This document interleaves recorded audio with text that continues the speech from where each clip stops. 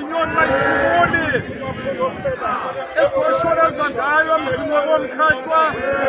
wokuthunywa ingonyama sithe kuhle akube kuhle konke phakathi kwekhaya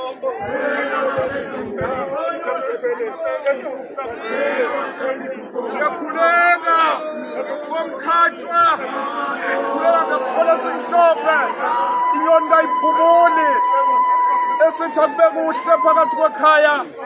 ngokuthunywa ingonyama yamaZulu ukuba silethe kuhle phakathi kwekhaya siyakhuleka ke bomkhathwa